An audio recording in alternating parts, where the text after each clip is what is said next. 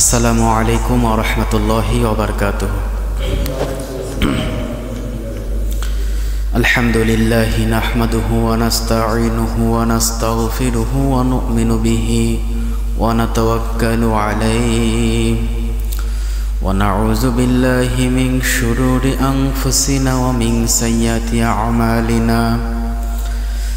من يهد الله فلا مضل له ومن يضلله فلا هادي له ونشهد أن لا إله إلا الله وحده لا شريك له ونشهد أن سيدنا ونبينا ومولانا محمدا عبد الله ورسوله الذي أرسله بالحق بشيرا ونذيرا وداعيا إلى الله بإذنه وسراجا منيرا فقد قال الله تعالى في كلامه المجيد وفي فرقانه الحميد أعوذ بالله من الشيطان الرجيم بسم الله الرحمن الرحيم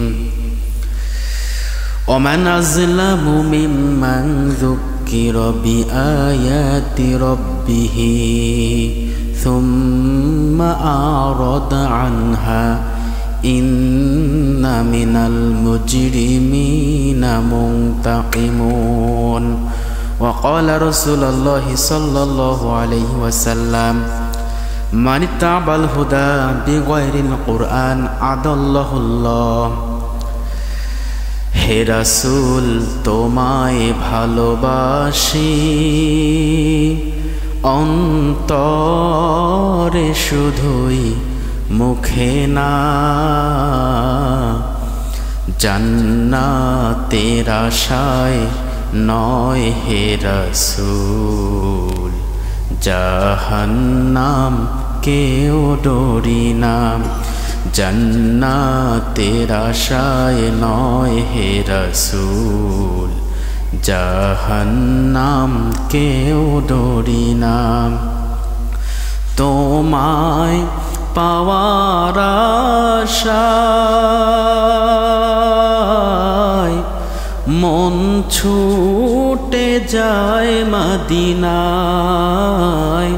তোমায় পাওয়ার আশায় মন ছুটে যায় মদিনায়। এ আশিকে দিদার দাও না, আর দূরে থাকিও না। এ আশিকে দিদার দাও না, আর দূরে থাকিও না। কত জনে যায় মদিনায়, তব রওজায়ে আতহায়। কত জনে যায় মদিনায়, তব রওজায়ে আতহায়।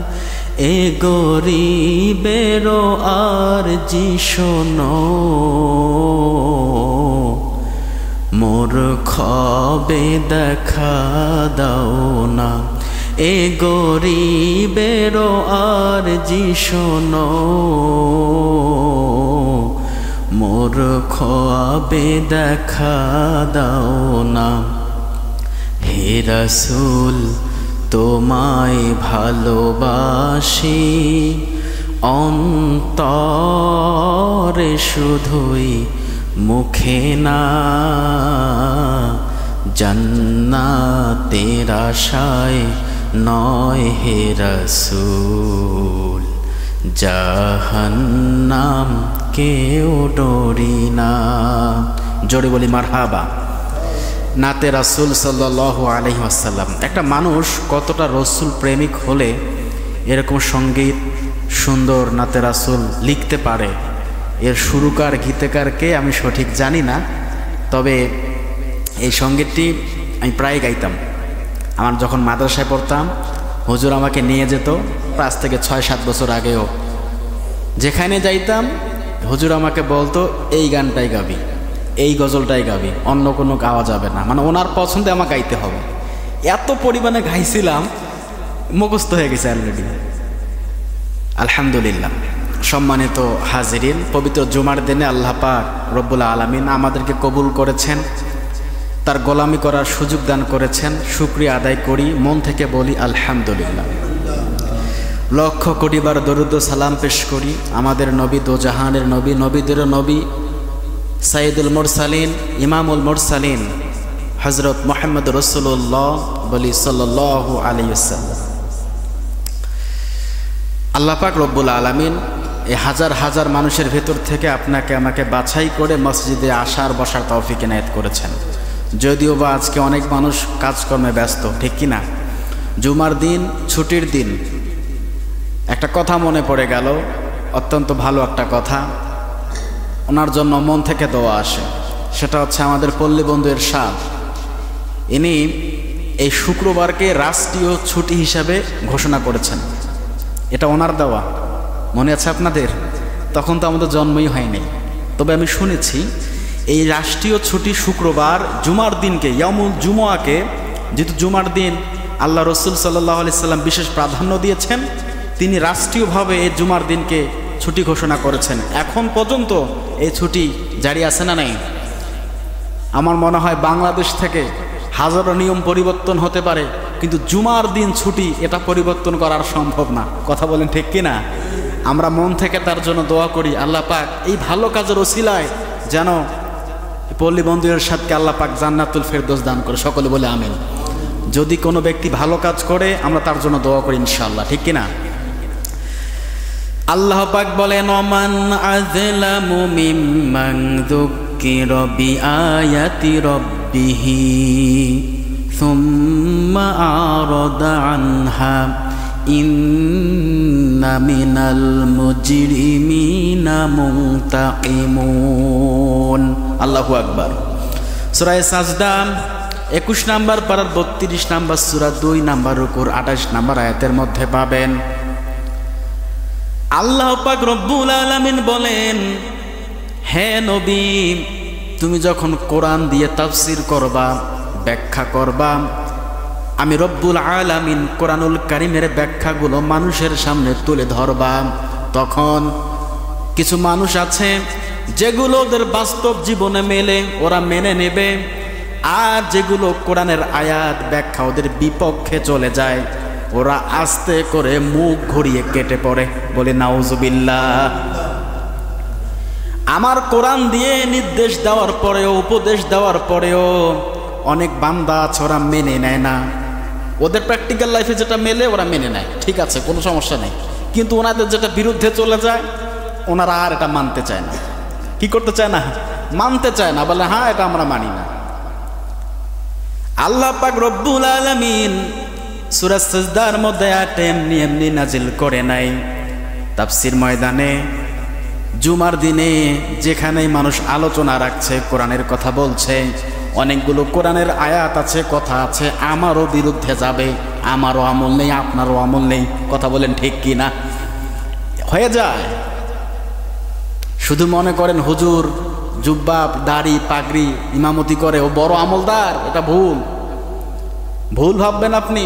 আমি যে 10টা লোকের সঙ্গে মিশি বড় আলেমের সাথে, তার 7টার ভিতরে আমল নাই, অথচ বাংলাদেশ বিখ্যাত সে একজন মুফাসসির। চিন্তা করা যায়? এটা ছোটখাটো ব্যাপার না।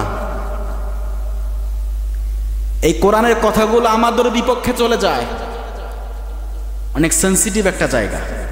এজন্য আল্লাহ পাক তো আলেমদেরকে দিয়ে জাহান্নাম উদ্বোধন করবে, এরপর দানবীর, এরপর শহীদদের দিয়ে আল্লাহ পাক জাহান্নাম উদ্বোধন করবে। আল্লাহ পাক রব্বুল আলামিন যেটা আমরা বলি সেটা আমল করা তৌফিক এনায়েত করুক। সকলে বলে আমিন। যেটা বাস্তব জীবনে মেলে সেটা মেনে নেয়, আর যেটা মেলে না মুখ ঘুরিয়ে কেটে পড়ে। এর বাস্তব উদাহরণ আল্লাহর নবী সাল্লাল্লাহু আলাইহি ওয়াসাল্লাম তার প্র্যাকটিক্যাল লাইফে মিলিয়েছেন। যেটা মেলে কাফিররা মেনে নেয়, আর যেটা মানে না, মেলে না, ওরা মেনে নিবে না। হযরত ওমর রাদিয়াল্লাহু তাআলা আনহু ইসলাম কবুল করার পূর্বে ইসলামের ঘোর বিরোধিতা করেছেন আবু জাহেল। আর হযরত ওমর রাদিয়াল্লাহু তাআলা আনহু এতটাই ইসলাম বিদ্বেষী মানুষ ছিলেন এবং ভয়ঙ্কর মানুষ ছিলেন, ওমর রাদিয়াল্লাহু তাআলা আনহু এবং আবু জাহেল। আল্লাহর নবী আল্লাহ পাক রব্বুল আলামিনের কাছে দোয়া করে, রব্বুল আলামিন, মক্কার জমিনে ইসলাম প্রচার করা অনেক কষ্টকর ব্যাপার হয়ে গিয়েছে মাবুদ, ইসলামের জন্য আপনি আবু জেহেলকে অথবা ওমর রাদিয়াল্লাহু তাআলা আনহুকে ইসলামের সুশীতল ছায়া তলে নিয়ে আসেন, ইসলাম প্রচার করা সহজ হয়ে যাবে। আল্লাহ পাক রব্বুল আলামিন আবু জেহেলকে কবুল করলেন না, কবুল করলেন ওমর রাদিয়াল্লাহু তাআলা আনহুকে। কথা বলেন ঠিক কিনা? কারণ তো আছে। আবু জেহেলও মানুষ, আবু জেহেলকে আল্লাহ পাক সৃষ্টি করেছেন, ওমর রাদিয়াল্লাহু তাআলা আনহুকে আল্লাহ পাক সৃষ্টি করেছেন। আবু জেহেলকে কবুল করলেন না, কিন্তু ওমরকে কবুল করলেন। কারণ কি? আবু জেহেল এমন ঘাড় দ্বারা মানুষ, কোরআনের বাস্তব কথাগুলো বললেও ওর পক্ষে যেটা মেলে আবু জেহেল মেনে নেয়, আর যেটা মেলে না আস্তে করে কেটে পড়ে আর বলে মুহাম্মদ জাদুকর, পাগল। কথা বলেন ঠিক কিনা? আবু জেহেল এরকম কোয়ালিটির লোক, যেটা মেলে মেনে নেয়। একবার মজলিসের মধ্যে ওমর ইবনুল খাত্তাব রাদিয়াল্লাহু তাআলা আনহু, আবু জেহেল ও আবু সুফিয়ান সবাই মজলিসের মধ্যে বসে আছে। মজলিসের মধ্যে সিদ্ধান্ত নিল, এই মুহাম্মদ রাসূলুল্লাহকে হত্যা করা লাগবে, কেমন সাহসী আছে দাঁড়ান। ওই সময়ের মধ্যে ওমর বাঘ ছিল, বাঘ, এমন সাহস, বীর যোদ্ধা ওমর, এতটাই শক্তিশালী বীর পুরুষ ছিলেন ওমর। ওমর রাদিয়াল্লাহু তাআলা আনহু খোলা তরবারি নিয়ে দাঁড়ালেন আর বললেন, আজকেই আমি মুহাম্মদ রাসূলুল্লাহর মাথা কেটে আনবো। বলে নাউজুবিল্লাহ। ওমর খোলা তরবারি নিয়ে চললেন, আল্লাহ রসুলকে হত্যা করবে। চিন্তা করা যায়, আল্লাহ রসুলকে হত্যা করবে ওমর। ঘোড়া নিয়ে তরবারি নিয়ে হযরত ওমর চলছেন, নবীজি সাল্লাল্লাহু আলাইহি সাল্লামকে হত্যা করবে, তার চিরচ্ছেদ করা হবে, শির মোবারক কেটে নেওয়া হবে। যাচ্ছে, হঠাৎ করে তার একজন বন্ধুবর ছিল, উনি ওই সময় ইসলাম গ্রহণ করেছেন, নাম হচ্ছে সাদ ইবনে আক্কাস রাদিয়াল্লাহু তাআলা আনহু। ওমরকে ডাক দিয়ে বলছে, ওমর কোথায় যাও? হযরত ওমর ডাক দিয়ে বলছে, মুহাম্মাদের মাথা নিয়ে আসবো, যতক্ষণ না পর্যন্ত ওনার মাথা কেটে না আনবো আমি শান্তি পাবো না। ইসলামকে ব্যবহার করে মক্কার জমিনে ফিতনা সৃষ্টি করছে। বলে নাউজুবিল্লাহ। সে ওমর এখন দেখেন কোথায়। সাদ ইবনে ওয়াক্কাস বলছে, আগে নিজের বাড়িতে সামলাও, তোমার ভগ্নিপতি, তোমার বোন দেখো ইসলাম কবুল করে বসে আছে, আর তুমি মুহাম্মাদের মাথা কাটার জন্য যাও। হযরত ওমর বলছে, কি সত্যি নাকি এমনটা? বলে হ্যাঁ। যদি এমনটা হয় যাচ্ছি বাড়ির দিকে।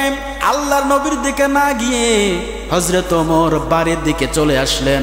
নিজের বোন ফাতিমাকে ডাক দিচ্ছেন, বোন ফাতিমা বাড়িতে আছেন নাকি? এদিক থেকে ওমর ঘরের মধ্যে প্রবেশ করার পূর্বে সূরাতুত তাহার আয়াতগুলো শুনতে পাচ্ছেন। ওখানে খাব্বাব রাদিয়াল্লাহু তাআলা আনহু সেখানে ছিলেন, ঘরের মধ্যে ছিলেন। ওমরের কণ্ঠ শোনার সঙ্গে সঙ্গে তার বোন ফাতিমা রাদিয়াল্লাহু তাআলা আনহু স্বামীকে সামনে বসিয়ে রেখে খাব্বাব রাদিয়াল্লাহু তাআলা আনহুকে লুকিয়ে রেখেছেন, আড়াল করে রেখেছেন, যে না জানি ওমর ঢুকলে অবস্থা খারাপ করে দিবে, যেহেতু আল্লাহ রাসূলের সাহাবী। এবার ওমর দরজা ভেঙে ঢুকেছে, অথবা দরজাটা খুলে ঢুকলো। ডাক দিয়ে বলছে, তোমরা কি পাঠ করছিলে এতক্ষণ? বলো। বল তোমাকে বলবো না। হযরত ওমর এবার বোন জামাই ভগ্নিপতিকে আঘাত করা শুরু করলেন। জড়াজড়ি শুরু হয়ে গেল, একটা মারামারির পর্যায় সৃষ্টি হয়ে গেল। একটা সময় দেখা গেল তার আপন বোন ফাতিমার কপালের মধ্যে আঘাত লেগেছে, রক্ত ঝরছে। হঠাৎ করে হযরত ওমর শান্ত হয়ে পড়লেন।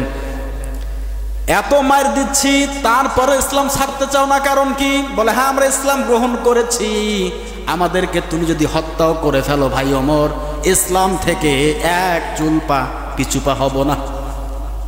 তার বোন বলছে। ওমর হঠাৎ করে শান্ত হয়ে গেলেন।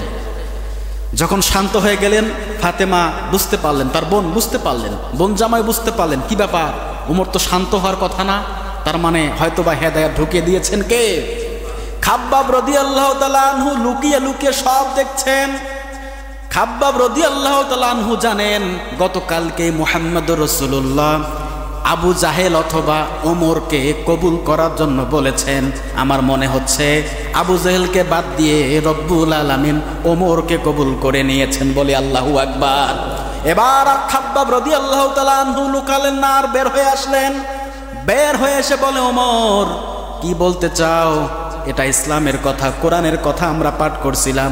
বলে আমাকে দাও, আমি একটু পড়তে চাই। এবার বোন বলছে না ভাই পড়া যাবে না, আগে পবিত্র হয়ে আসেন, গোসল করে আসেন, উজু করে আসেন, এরপরে এটা আপনি পড়তে পারবেন। হযরত ওমরের রাগ ঠান্ডা হয়ে গেল, শীতল হয়ে গেল। কি ব্যাপার, বোনকে এতটা আঘাত করলাম, বোন জামাইকেও এতটা আঘাত করলাম, তারপরেও তাদের সিদ্ধান্ত থেকে যারা পিছু ফিরছে না, কারণ কি?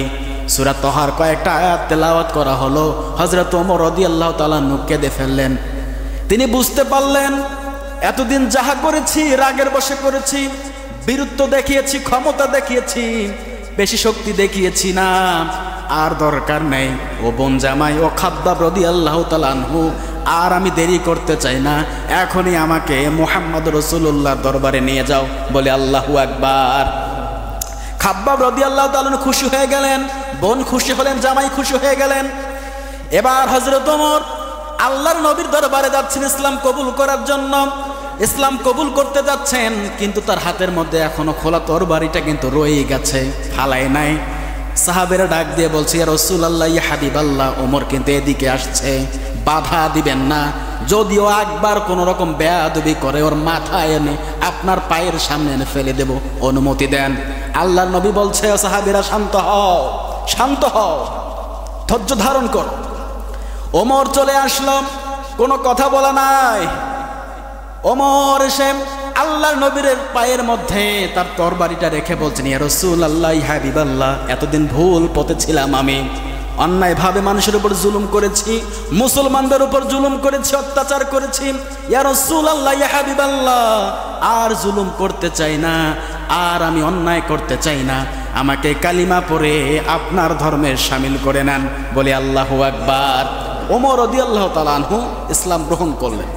ইসলাম গ্রহণ করার পরপরই, কারণ ওমর ছিল শক্তিশালী মানুষ, সবাই ভয় পেত, মক্কার আবু জেহেলও ভয় পেত, কারণ ওমর কথা শোনে না, ও কথায় কথায় তরবারি করে চালিয়ে দেয়। আল্লাহর নবীকে বলছে, রাসূলুল্লাহ, ইয়া হাবিবাল্লাহ, এই কোরআন তো সত্য। বলে হ্যাঁ ওমর, কোরআন কিন্তু সত্য। যেহেতু কোরআন সত্য, ইয়া নবী, একবার আমাকে অনুমতি দেন, কাবার প্রান্তরে গিয়ে একবার আল্লাহু আকবার স্লোগান দিয়ে পুরা কাবা ঘরকে মুখরিত করব। এবার ওমর দলবল নিয়ে কাবা ঘরে গিয়ে বলে, নারায়ে তাকবীর, আল্লাহু আকবার। মাথা বাড়িয়ে আবু সুফিয়ান দেখে, আবু জেহেল দেখে, এদের মাথা ঘুরে গেছে, কি ব্যাপার? পাঠালাম মাথা নেওয়ার জন্য, অথচ গিয়ে ইসলাম কবুল করে এবার কাবা ঘরের প্রান্তরে এসে আল্লাহু আকবার স্লোগান দেয়। এদিকে ভয় পায়, না না সামনে যাওয়া যাবে না, সামনে গেলেই হত্যা করে ফেলবে, ভয় পায়, আবার ফির চিন্তাও করে। এইদিকে আবু জেহেল রেগে মেগে ক্ষিপ্ত হয়ে গেছেন, সবাইকে বশ করে নিচ্ছেন। মুহাম্মদ বশ করে নিলেন কে? কোরআনের সুশীতল ছায়া তলে যে ব্যক্তিটা একবার প্রবেশ করবে, আমার আল্লাহ পাক রব্বুল আলামিন তার জীবনটাই পরিবর্তন করে দিতে পারে কি পারে না? অবশ্যই পারে। কোরআন সব থেকে বড় একটা কিতাব, যে কিতাব হেদায়েত নেওয়ার জন্য যথেষ্ট। যে বাবার পিছনে ছুটছেন, যে নেতার পিছনে আপনি ছুটছেন, কি দিচ্ছে আপনাকে আপনি বলেন তো? আল্লাহ পাক রব্বুল আলামিন হযরত ওমর রাদিয়াল্লাহু তাআলা আনহুকে কবুল করলেন, আর আবু জাহেলকে কবুল করলেন না। কারণ কি? কারণ হচ্ছে এটাই, আল্লাহ রসুল ভালো করে বুঝতে পেরেছেন আল্লাহ পাক কবুল করবেন ওই ব্যক্তিটাকে যে সত্যকে সত্য জানার পরেও স্বীকার করে নেয়। কথা বলেন ঠিক কিনা? আজকে কোরআন দিয়ে তাফসীর করার পরেও কোরআন দিয়ে আলোচনা করার পরেও এক দলের বিরুদ্ধে চলে যায়। ওরা জানে কোরআন থেকে হুজুর দেখে দেখে তাফসির করছে, বোঝে, তারপরেও নেতা ছাড়তে পারে না। কথা বলেন ঠিক কিনা? দেখেন সামনে কিন্তু নির্বাচন, এখন এসব আলোচনা করা লাগবে। বাবার কিচ্ছা কাহিনী বলে আর সময় নাই। কান্না আপনিও করতে পারেন, আমিও করতে পারি। মা বাবার কথা বলবো, বিভিন্ন রকম ফকির মিসকিনের কথা বলো, কান্না আপনিও করেন, আমিও করবো, আমি জানি। কিন্তু এখন সবচেয়ে বিষয়, তাফসির করতে গেলে কমপক্ষে 5টা পয়েন্ট লাগে, আর কমপক্ষে 23টা জ্ঞানের অধিকারী হওয়া লাগবে। 23টা জ্ঞান কি কি? তাফসির করতে গেলে ব্যাকরণ জ্ঞান থাকা লাগবে, কোরআনের জ্ঞান থাকা লাগবে, কয়েকটা অনেকগুলো পয়েন্ট আছে, বললাম কমপক্ষে 23টা। এই 23টার ভিতরে আরেকটা পয়েন্ট আছে, সমসাময়িক জ্ঞান থাকা লাগবে। সমসাময়িক জ্ঞান তো বোঝেন নাকি? সমসাময়িক বর্তমান প্রেক্ষাপট যেটা চলছে, যেটা বর্তমান প্রেক্ষাপটে দেশের মধ্যে, সমাজের মধ্যে বেশি বিরাজ করছে, এই সময়ের জ্ঞান থাকা জরুরি তাফসির করার জন্য। সময়ের জ্ঞান থাকা জরুরি না? কথা বলেন না কেন? তাফসির করতে গেলে সময়ের জ্ঞান থাকা অনেক জরুরি। হযরত ওমর রাদিয়াল্লাহু তাআলা আনহু ইসলাম কবুল করলেন। ইসলাম কবুল করার পর ওই দিন থেকে দিনের বেলায় সাহাবীরা প্রকাশ্যে নামাজ পড়ার সুযোগ পেয়েছেন। ৬ষ্ঠ হিজরির পর তিনি ইসলাম কবুল করেছেন। দিনের বেলা আল্লাহ রসুল নামাজ আদায় করতে পারতেন না, এদের যন্ত্রণায় জ্বালায়। ইসলাম কবুল করার পরে ইসলামকে অনেক প্রতিষ্ঠিত করার জন্য ওমর একদম ঝাঁপিয়ে পড়লেন, লেগে পড়লেন। আল্লাহ রসুল সাল্লাল্লাহু আলাইহি সাল্লাম শক্তি পেলেন, সাহস পেলেন। হ্যাঁ, এবার হচ্ছে ঠিক। আবু জেহেল কবুল হলো না, কিন্তু ওমর কবুল হওয়ার পিছনে কারণ কি?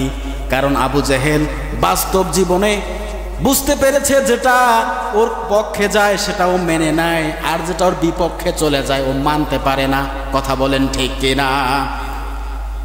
এই জিনিসগুলো আপনি আমাকে বুঝতে হবে। আল্লাহ পাক রব্বুল আলামিন এদের ব্যাপারে বলছে, শোনেন, কোরআনের কথাগুলো যারা বোঝে, বোঝার পরেও ঘাড় তেরামি করে মানে না, মানতেই চায় না, বলে না আমরা মানি না, কারণ নেতার যে বিরুদ্ধে যায়। কথা বলেন ঠিক কিনা?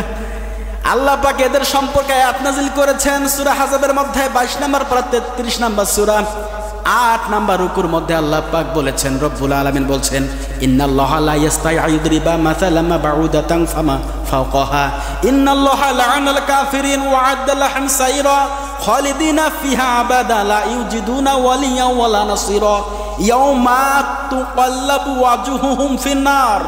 66 নম্বর আয়াত, ইয়াউমা তুকাল্লাবু ওয়াজুহুহুম ফিন্নার। আমি ওই সমস্ত বান্দাদেরকে কিয়ামতের ময়দানে আগুনের মধ্যে ওলট পালট করব। ইয়াউমা তুকাল্লাবু ওয়াজুহুহুম ফিন্নার। এখানে নার মানে কি? সবাই জানে নার মানে আগুন। ইয়াকুলুনা ইয়া লাইতানা আতা'না আল্লাহ ওয়া আতা'না রাসূল। ওরা আফসোস করবে, বলবে, আহারে দুনিয়ার জমিনে যদি আল্লাহ পাককে মানতাম আর রসুলকে আজকে আমরা মানতে পারতাম, আজকে অগ্নিতে আমাদেরকে জ্বলা লাগতো না। কথা বলেন ঠিক কিনা? তারা সেদিন আফসোস করে বলবে, যদি ওই সময় কথাগুলো মেনে নিতাম, যদি কথাগুলো শুনতাম, আমলে নিতাম, আজকে আল্লাহ পাক আগুনের মধ্যে আমাদেরকে ওলট পালট করে আজকে ভাসতো না, শাস্তি আমাদেরকে দিত না। ওয়াকালু রাব্বানা আতা'না সাদাতানা ওয়া কুবরা'ানা ফাআদাল্লুনাস সাবিলা।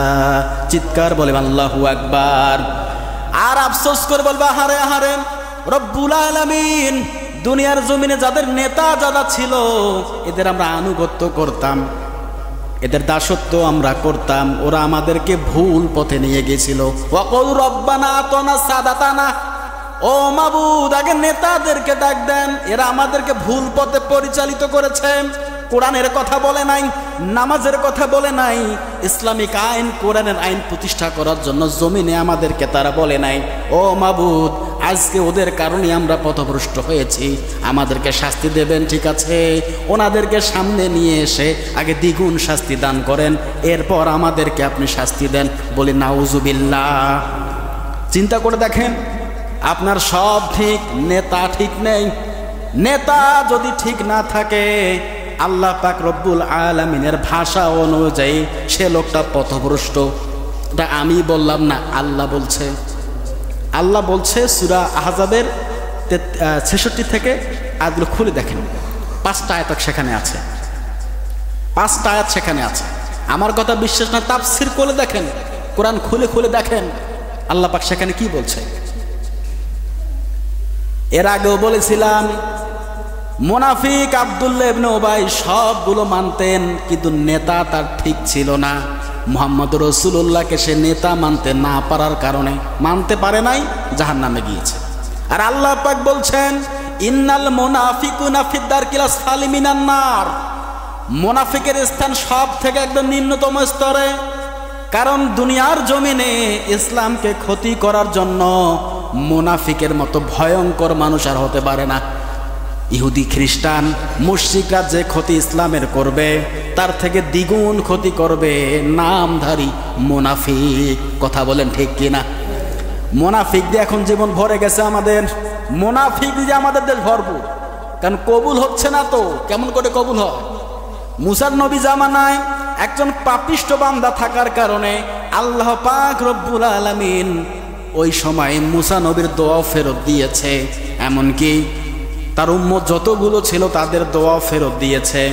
মুসা নবী দোয়া করছে, আল্লাহ বৃষ্টি হচ্ছে না, পশু পাখি না খেয়ে মরে যাচ্ছে, বৃষ্টির জন্য আমরা হতাশ হয়ে আছি, মাবুদ এই উম্মতদেরকে নিয়ে দোয়া করছি, আল্লাহর রাস্তাতে বৃষ্টি নাজিল করেন, আমাদেরকে নাজাত দেন। এবার আল্লাহ পাক বলছেন, হ্যাঁ মুসা বৃষ্টি নাজিল করব না যতক্ষণ না পর্যন্ত ওই মজলিস থেকে ওই মুনাফিক বান্দা উঠে না যাবে, ওই পাপিষ্ঠ বান্দাকে তুই মজলিস থেকে তুলে না দিবারে মুসা, আমি রব্বুল আলামিন তোমার দোয়াও কবুল করব না, তোমার উম্মতের দোয়াও কবুল করব না, আমি রব্বুল আলামিন বৃষ্টিও নাজিল করব না। যতক্ষণ না পর্যন্ত পাপিষ্ঠ বান্দাকে উঠিয়ে না দিবা দোয়া কবুল হবে না। তাৎক্ষণিক ওই ব্যক্তি ভয়ে আল্লাহ পাক রব্বুল আলামিনকে ভয় করে ঈমান এনেছে, তওবা করেছে, সে ব্যক্তি ভালো ভালো কাজগুলো করার সিদ্ধান্ত নিয়েছে। রব্বুল আলামিন ওই সময় সঙ্গে সঙ্গে বৃষ্টি নাজিল করে দিয়েছে। কথা বলেন ঠিক কি না? ঠিক, আল্লাহ পাক বৃষ্টি নাজিল করে দিয়েছে। মুসা নবীর জামানায় যদি একজন পাপিষ্ঠ বান্দা থাকার কারণে ওই মজলিসে মুসা নবীর দোয়া আল্লাহ ফেরত দেয়, এমনকি উম্মতের দোয়া আল্লাহ পাক ফেরত দিতে পারে। আমরা মুহাম্মদ রাসূলুল্লাহর উম্মত, মুহাম্মদ রাসূলুল্লাহর উম্মতের মতো দামি আর উম্মত কখনো আছে? হবে না। আর তামাম পৃথিবীতে আল্লাহ পাক রব্বুল আলামিন জানিয়ে দিচ্ছেন, তামাম পৃথিবীতে এখন মুনাফিক পাপিষ্ঠ দিয়ে ভরপুর, দোয়া কবুল আল্লাহ পাক করে কেমন করে বলেন? ইসলামকে আমরা টিকিয়ে রাখতে চাই দুনিয়ার জমিনে, সংসদে ইসলাম চাই, কোরআনের আইন চাই, কিন্তু যারাই আমরা চাচ্ছি, আপনি অথবা আমি, আপনার পরিবারের মধ্যে মুনাফিক ঢুকে বসে আছে। মুসা নবীর দোয়া আল্লাহ পাক যদি ফেরত দিতে পারে, এখন তো বর্তমানে বাংলাদেশে লক্ষ লক্ষ মুনাফিক জায়গায় জায়গায় মতো বসে আছে, দোয়া কবুল হবে কেমন করে বলেন? সূরা ফুরকানের ৭০ নম্বর তাফসীর খুলে দেখেন, আল্লাহ পাক এটাই বলছেন। সম্মানিত হাজিরিন, ওমর রাদিয়াল্লাহু তাআলা আনহুকে আল্লাহ পাক কবুল করলেন, আর আবু জেহেলকে কবুল করার পিছনে, কবুল না করার পিছনে কারণ কি? কারণ হচ্ছে একটাই, কোরআনের যতগুলো তাফসীর আছে, ব্যাখ্যা আছে, যখন মানুষ আল্লাহ পাক রব্বুল আলামিন নবীর মাধ্যমে তাফসীর করাতেন, পৌঁছাতেন, হ্যাঁ নবী আপনি জেনে রাখেন, যতগুলো তাফসীর আপনি করবেন, কোরআনের কথাগুলো বলবেন, যতগুলো মানুষ এখানে আছে ওদের পক্ষে যেটা থাকবে ওটা আস্তে করে মেনে নেবে, কোনো বিরোধিতা করবে না। আর যখন ওদের বিপক্ষে চলে যাবে, যখন ওদের দলের বিপক্ষে চলে যাবে, কাজের বিপক্ষে চলে যাবে, তখনই প্রোটেকশন আসবে, মানবে তো না, আরো প্রোটেকশন দিবে। এ কথা আল্লাহ পাক বলেছেন কি বলেন নাই? সূরা সাজদার ২৮ নম্বর আয়াতটা খুলে দেখেন, পেয়ে যাবেন। আল্লাহ পাক রব্বুল আলামিন আমাদের সকলকে সহি বুঝ দান করুক, সকলে বলে আমিন। আমরা এই যে সময় এসেছি, এখন যে বর্তমান যে সময়টা অত্যন্ত গুরুত্বপূর্ণ সময়। দেখেন মানুষ প্রতিদিন মরে যাচ্ছে, কেউ কার হিসাব রাখে না। হিসাব রাখে কেউ? সেদিন শুনলাম একটা লোক মারা গেল, সব সময়ের জন্য কানের মধ্যে আওয়াজ আসে, একটি শোক সংবাদ, একটি শোক সংবাদ, অমুক নির্বাসী, অমুকের পুত্র অমুক আজ বেলা ২ ঘটিকার সময় তার নিজ বাসভবনে ইন্তেকাল করেছেন। ইন্না লিল্লাহি ওয়া ইন্না ইলাইহি রাজিউন। আপনি শুনলেন, ও আচ্ছা ওই লোকটা, হ্যাঁ আপনার কিছু মনেই হলো না। আপনি যখন মরবেন, আমিও যখন মরব, তখন মানুষ ওইভাবে শুনবে, মরে গেল, আহারে লোকটা ভালো ছিল, এতটুকুই, শেষ। দুনিয়ার জমিনে আপনাকে আর আমাকে দিয়ে ইসলামের কি উপকার হলো? কোন উপকার হলো? আপনি আর আমি ইসলামের জন্য কি দিলাম? কিছুই তো দিতে পারলাম না। আল্লাহ পাক রব্বুল আলামিন আমাদের জীবনটা যেন ইসলামের জন্য উৎসর্গ করতে পারি, আল্লাহ পাক এই তৌফিক দান করুক। সকলে বলে আমিন।